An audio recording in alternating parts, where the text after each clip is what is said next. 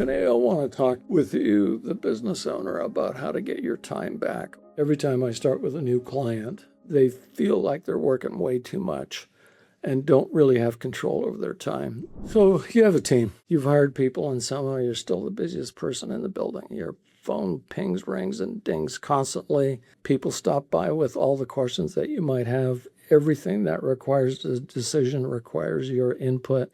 You've been on a vacation, but every vacation doesn't feel like a vacation because, you're still getting phone calls 3, 4, 10 times a day. And you're working like 70 hours a week, and you're saying to yourself, how come I'm still not getting everything done? How come everything feels so hard? Why is this so difficult? Well, here's the thing. You don't really have a time management problem. What you really have is a leadership and structure problem. What do I mean by that? You're delegating tasks instead of responsibility.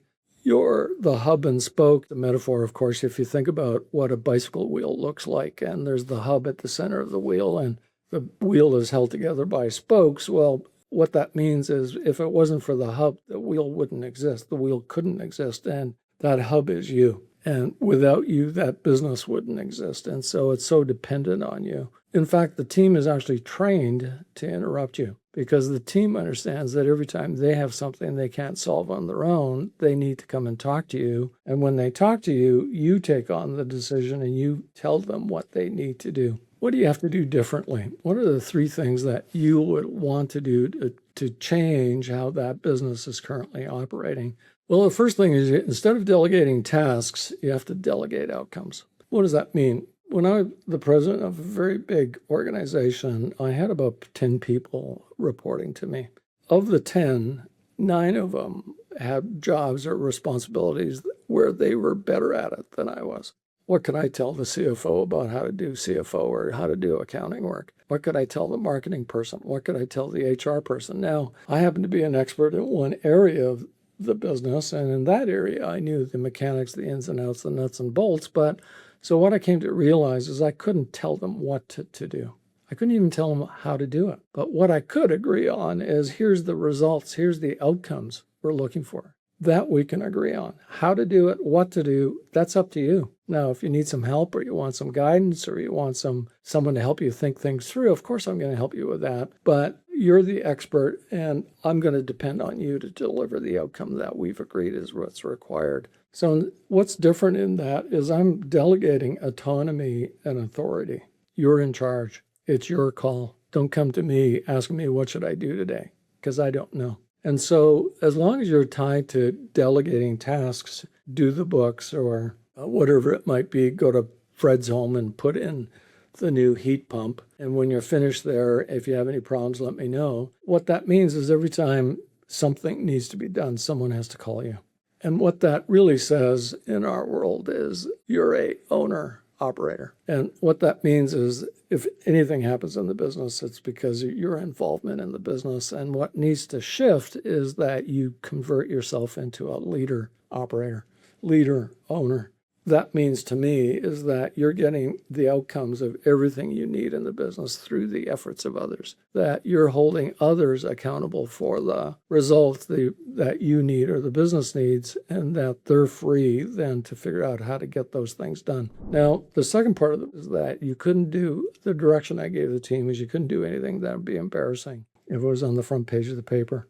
Of course, that's a kind of a crude way of saying that you had to do things in a way that supported the culture, that held our values, that stood for what we stood for. But those are the only 2 rules that I went by. And that's the shift that you could have as a business owner to get away from being that everything is dependent on you to where the business is dependent on the efforts of others to get the outcomes that you're looking for. So instead of the business looking like the one on the left, which is the bicycle wheel, it looks more like the one on the right, where, yes, you're in the top box and you're in charge of the direction of the business and setting the outcomes that you're looking for, but each function in the business, someone's tagged, someone's named to be the person responsible for producing the outcome that you're looking for. So that's shift 2. Shift 3 is to change how you think about how people interact with you. So probably at the minute, you're thinking of yourself as you want to be available. And what I'd urge you to consider doing is instead of being available, be accessible. That sounds like the same thing And in everyday language, it might be, but for our conversation today, I want to make a distinction. When you're available, that means that you're available on terms the other people set. They can knock on your office door, they can phone you, they can ring, ping, and ding you. And when they decide they need you, you're interrupted by whatever that inquiry is. You're always on call. You're the firefighter. And instead of being available, what I suggest is being accessible. And what's accessible mean? Well, you're accessible, but on your terms, not on their terms. And what that means is you put boundaries around when you're going to be available. So in this hypothetical model that I'm showing you here, at 8, 10, noon, 2, and 4, you're available for 30 minutes. This is when you're going to take a look at your inbox. This is when you're going to look at your phone, your Slack, whatever messaging you use when people can knock on your door. After that 30 minutes is over, you are no longer available for the next 90 minutes. And what does that mean? You get to do whatever you want, uninterrupted. You can do the invoicing. You can make the phone calls. You can do that on your own terms. And in this model that I'm suggesting, you'll get 5 blocks a day and 5 days a week. So there's 25 blocks of 90 minutes that is available to you on your terms to decide what you want to do.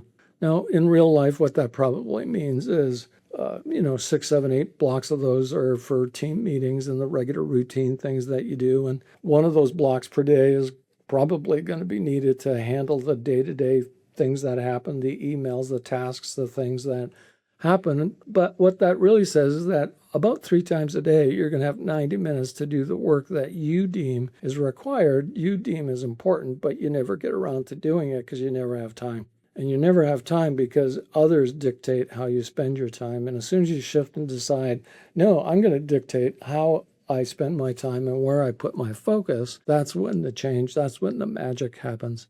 The other thing that you want to do is shift the way that you work with your team. Right now, what happens is team member has a problem. They bring that problem to you. You give them a decision and they walk out and they're happy. And who owns the cognitive load? Who had to use their brain to figure out the answer? You did. You're telling them what to do. Why don't we shift, instead of telling them what to do, teach them how to think? Well, how do you do that? Well, have a rule. Here's the rule, a 1-3-1 rule. How does it work? A 1-3-1 rule means that when they come into the office at the designated time, they get a sentence, 2 or no more than 3 to describe the problem. Then they have to tell you 3 different ways they've thought of solving that problem. And then they have to tell you which of the 3 they're recommending. And now you get to help them, you get to coach them, you might even contradict them, but they've arrived actually having to do the heavy lifting, the heavy thinking, the cognitive work, and your job is to coach them. And over time, what happens is they'll actually come to you much less and less because you've taught them how to think. They don't need you to tell them what to do or how to think. They've learned how to think. In fact, I have a client who took and made a banner, and the banner says 1-3-1. Want to talk? Great. Remember the 1-3-1 rule. Before you come into the office, make sure you've completed the 1-3-1 rule. And she hung the banner in the door frame. And in order to get her into her office, you had to actually kind of push aside the banner, or you had to kind of duck underneath that. And that worked both for the team, but it also worked for her, because it helped hold her accountable not to slip into the hub and spoke mindset that she would have otherwise had. So getting out of the hub and spoke is the first step towards becoming a leader owner instead of an operator owner. And what does this give you? Well, first of all, you'll reduce your stress. It frees up time to think about your business. You'll make better decisions because you have time to think about those decisions. You'll have better outcomes and results, a more capable team, and it makes it possible to grow your business. What part of that isn't attractive, isn't interesting for you to consider? So here's the thing. Jim Rohn's a pretty famous business philosopher, and he put it this way: time is more valuable than money. You can get more money, but you can't get more time.